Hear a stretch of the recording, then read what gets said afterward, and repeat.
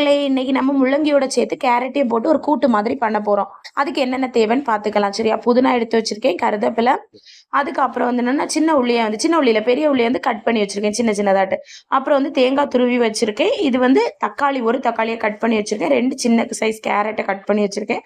அப்புறம் வந்து முள்ளங்கி 2 எனம். சரி, அதுக்கப்புறம் வந்து அதையும் கட் பண்ணி வச்சிருக்கேன். அப்புறம் உப்பு, மிளகாய், மல்லி, அதுக்கப்புறம் மல்லிப்பொடி, சரியா? மஞ்சள், அதுக்கப்புறம் கடுகு, எண்ணெய். வேற ஏதாவது வரும்னா நான் சொல்றேன் என்ன மக்களே பண்றப்பவே. அதுக்கப்புறம் வாங்க எப்படி பண்ணலாம்னு பார்ப்போம். அதுக்கு ஸ்டவ் ஆன் பண்ணிட்டு இந்த பேன் நல்லா சூடான பிறகு நீங்க வந்து எண்ணெயை ஊற்றணும்.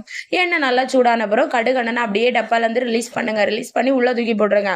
அவன் கொஞ்ச நேரம் சத்தம் போடுவான், அவன் சத்தம் போடுறதை பொருட்படுத்தாம நீங்க என்ன செய்திடணும், வத்தல தூக்கி போட்டுடணும். அவியன்ற கொஞ்சம் கதை விடட்டுன்னு சொல்லி ஒரு கிண்டி விட்டுக்கிட்டு கருவேப்பிலையை தூக்கி போட்டுற வேண்டியதான். அவியலாரும் சேர்ந்து கொஞ்ச நேரம் ஒரு சத்தம் போடுவாங்க. அதெல்லாம் பொருட்படுத்தாம திருப்பி உள்ளியும் பச்சை மிளகும் பச்சை மிளகு 2 வெட்டிக்கோங்க. என்ன மக்களே சொல்ல மறந்துட்டேன். அதுவையும் போட்டு ஒரு வதக்க வேண்டியதா. லைட்டா வதங்கின பிறகு என்ன பண்ணணும், நம்ம தக்காளி அக்காவை தூக்கி உள்ள போடணும். தக்காளி அக்கா பார்க்கவும் அழகா இருப்பா, டேஸ்டும் நல்லா இருப்பா. சரி, அவளை தூக்கி போட்டுற வேண்டியதான்.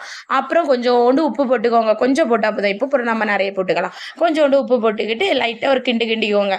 நிறைய உப்பு போட்டீங்கன்னா புறம் வந்து ரொம்ப உப்பு மாதிரி இருக்கும் தக்காளி உள்ளியே. அதுக்கப்புறம் நம்ம கட் பண்ணி வச்சிருக்க முள்ளங்கியும் கேரட்டையும் தூக்கி போட்டு ஒரு மிக்சிங்கா கொடுக்க வேண்டியதான். நல்லா மிக்ஸ் பண்ணி விடுங்க. அப்பதான் உள்ளி தக்காளி எல்லாம் வதங்கினது வந்து இதுக்கு கூட சேர்ந்து ஒரு மிக்சிங்கா அழகா வரும். சரியா? இப்ப யாரெல்லாம் சேனலை சப்ஸ்கிரைப் பண்ணல படபடவா போய் சேனலை சப்ஸ்கிரைப் பண்ணுங்க மக்களே. அதுக்கப்புறம் வந்து கொஞ்சோண்டு தண்ணி ஊத்துங்க. ஏன்னா நிறைய ஊத்தாண்டா கொஞ்சோண்டு தண்ணியை ஊத்தி லைட்டா வேகட்டும். லைட்டா தான் வேக வைக்கணும். அதுக்கப்புறம் வந்து என்னன்னா ஒரு ஜார்ல வந்து தேங்காய் கூட கொஞ்சோண்டு பூண்டு, ஒரு பூண்டு தான் நான் எடுத்தேன். ஒரு பூண்டு, கொஞ்சோண்டு ஒரு சின்ன துண்டு இஞ்சி. நீங்க உங்களுக்கு எவ்வளவு தேவைக்கோ அதுக்கு அதை விட இவ்வளவு போட்டா போதும். போட்டு ஒரு சும்மா அரைச்சி கொண்டு வந்துருங்க. மை போல அரைச்சி கொண்டு வந்துருங்க. சரியா?